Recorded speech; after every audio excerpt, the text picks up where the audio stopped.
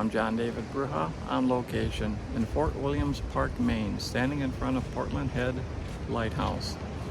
And welcome to a special edition of John's Traveling Movie Corner, Southern Maine and New Hampshire Tour.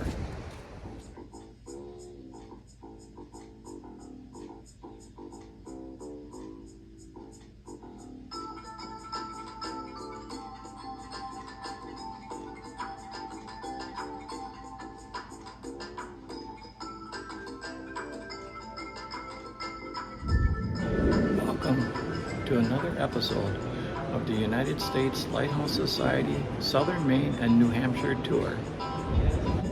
We are now approaching Portland Head Lighthouse, and we have an exclusive for our group only that we are allowed inside and all the way up to the lantern room and out for spectacular views, because it's actually only open to the public one day a year, and it's actually not today, but it is for us. We are at our first lighthouse of the day, Portland Head Lighthouse. Portland Head is the oldest lighthouse in Maine, the third oldest lighthouse in the U.S., and if you want to get technical, the oldest lighthouse that is in the United States as it became a country. Established in 1791, it's at a height of 80 feet. It is located in Fort Williams Park, near Casco Bay in the Gulf of Maine. The U.S. Coast Guard maintains the tower, beacon, and foghorn. The Lighthouse Keeper's House is a maritime museum, and Portland Head Lighthouse was automated in 1989. Portland Head Lighthouse contains a fourth order lens which arrived in 1855. It was the first lighthouse to be completed by the U.S. government. It's the most visited and photographed lighthouse in New England and probably the country. Secretary of Treasury Alexander Hamilton allocated $1,500 in 1790 to finish the light. In 1891, the old stone dwelling demolished was replaced by a two-story double dwelling. Portland Head Lighthouse was extinguished from June of 1942 to June of 1945, so not to aid German submarines. The second order lens was removed in 1958 and replaced by an aerial beacon. A restoration of over $260,000 was completed in 2005. It was repainted in 2016, and yes, it is part of a movie scene that you can see from 1999's Snow Falling on Cedars. And it is a lighthouse that we will be able to walk all the way up to the lantern room and outside for spectacular views. And we had a chance to go into the museum and see the fifth order lens from Squirrel Point Lighthouse.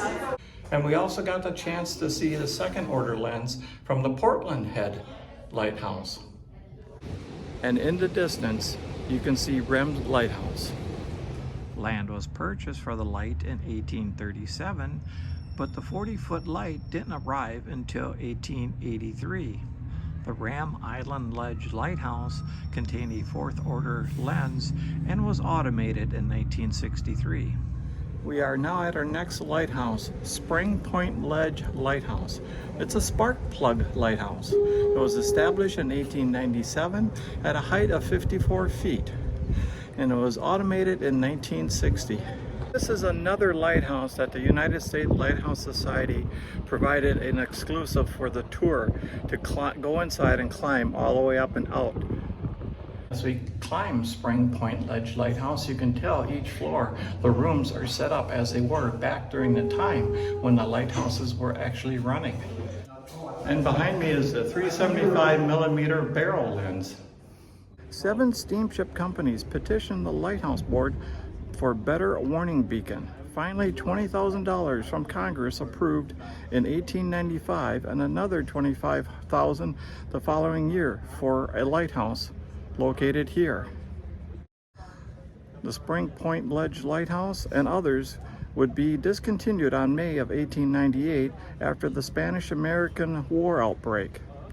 It was electrified in 1934. And tours to the lighthouse started in 1999 but they had to walk across the 900-foot breakwater to get to this lighthouse. And adjacent to the lighthouse is old Fort Pebble, built during the Civil War, which continues to another island across from the lighthouse.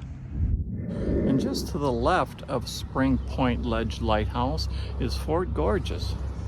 Built between 1858 and 1864, it is located on Hog Island Ledge. But no troops were ever stationed there and no battles were ever fought there. We have now reached our next lighthouse, Portland Breakwater Lighthouse, or as they love to call it here, Bug Light.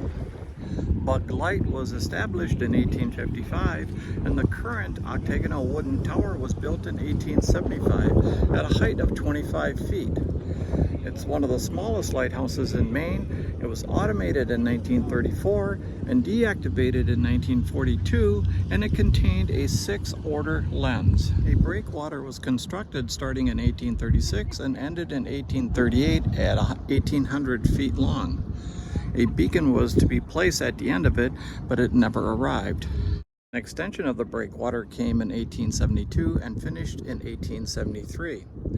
After a new light was installed, a handrail along the 1,900-foot breakwater arrived in 1886 at Bug Light Park. Also located on Bug Light Park, it's the Liberty Ship Memorial. Once the home of the World War II shipyard, covering over 140 acres with over 60 buildings, the steel structure stands over 35 feet high and 65 feet long and was dedicated in 2001.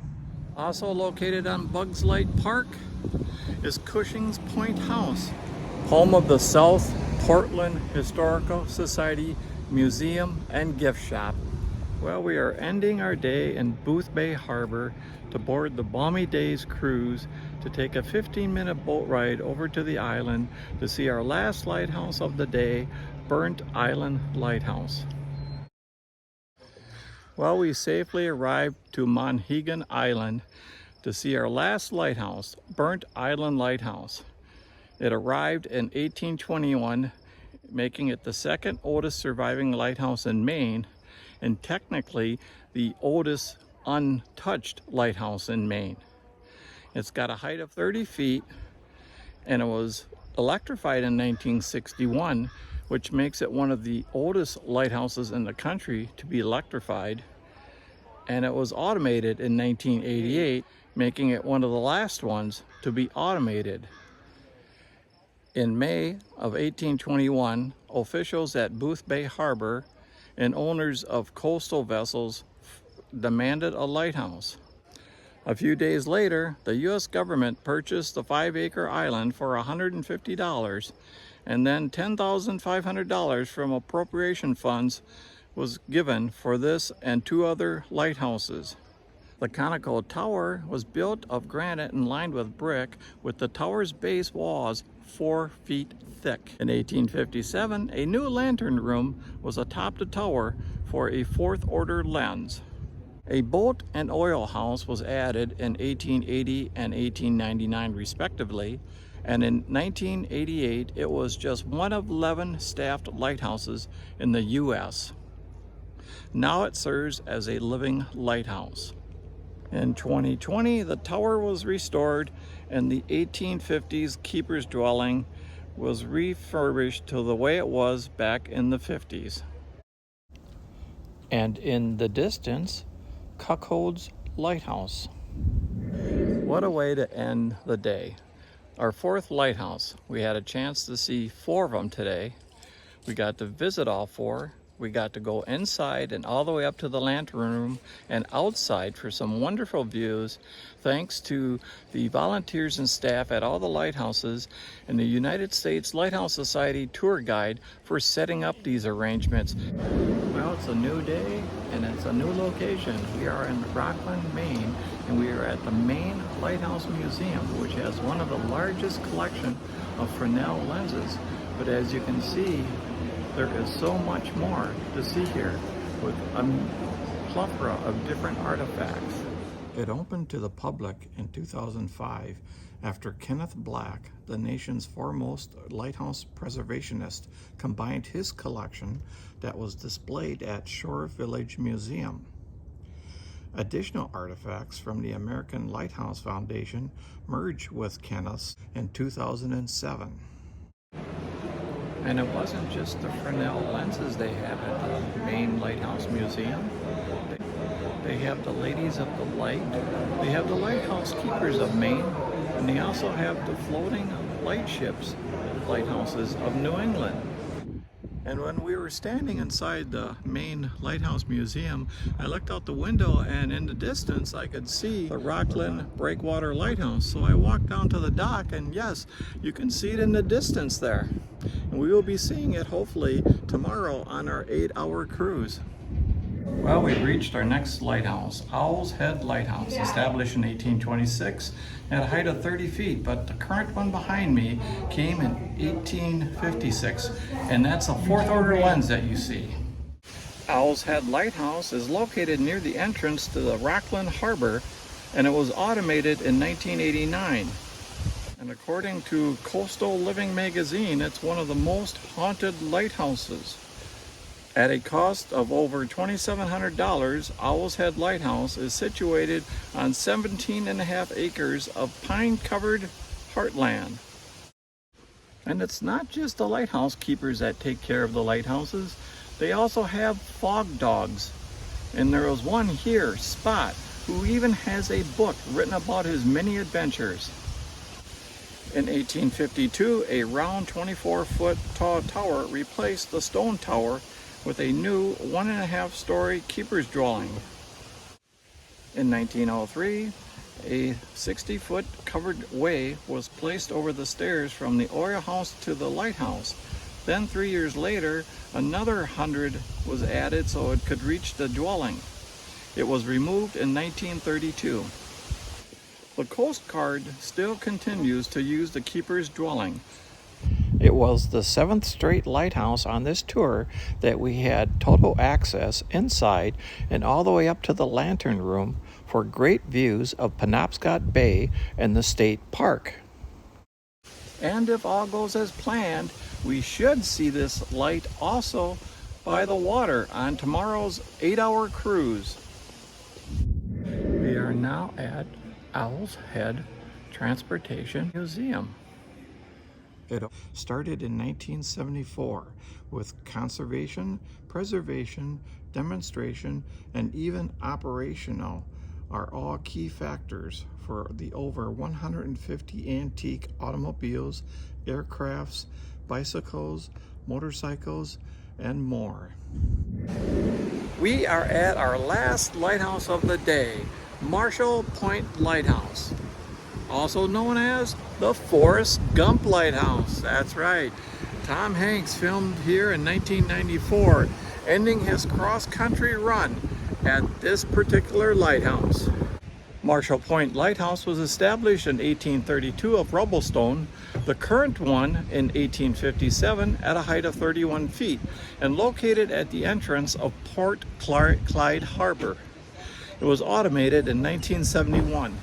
$4,000 was allocated for the building of the lighthouse, and the total cost of the tower and the keeper's quarters came just over $2,900. The current lower half of the cylindrical tower was built of granite and the upper half brick. The lantern room cast iron with a 5th order lens. Charles Clement Skinner, a keeper in 1874, was there for 45 years, and that's the longest period for a keeper at the same lighthouse in the history of the United States. In 1879, the original stone dwelling was renovated.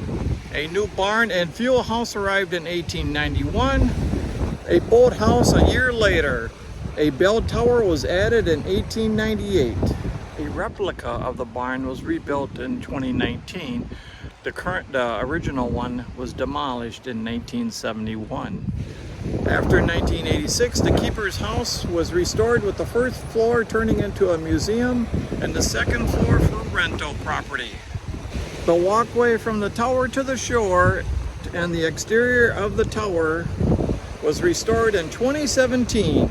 Unfortunately, a winter of January of 2024 damaged the walkway, so we could not go to the lighthouse. The fifth order lens was in use until this barrel lens replaced it in 1971, and it remained there until the 80s when it was replaced. Thanks for tuning in. I hope you enjoyed the show. I'm John David Bruja at Burnt Island Lighthouse in Maine. This has been a special edition of John's Traveling Movie Corner, United States Lighthouse Society, Southern Maine and New Hampshire tour. I hope you enjoyed the ride. And I would like to thank the volunteers and staff at the Portland Head Lighthouse for allowing us access in and all the way up and outside the lighthouse into the museum and gift shop. And I would like to thank the volunteers and staff at the Spring Point Ledge Lighthouse for allowing us all the way up to and inside the lighthouse and all the way up to the lantern room and outside for spectacular views. I would like to thank the volunteers and staff at Burnt Island Lighthouse for allowing us on the island and up to and inside the lighthouse and all the way up to the lantern room and outside. I want to thank the captain and the crew of the Balmy Days cruise for getting us safely to the island and back. I would like to thank Paul Dilger and the volunteers and staff of the Maine Lighthouse Museum for allowing us access inside to see these wonderful artifacts. I would like to thank the volunteers and staff and the American Lighthouse Foundation for allowing us access up to Owl's Head Lighthouse inside and all the way up to the lantern room. And I would like to thank the volunteers and staff at Marshall Point Lighthouse for allowing us access into the museum and gift shop and a chance to see the lighthouse.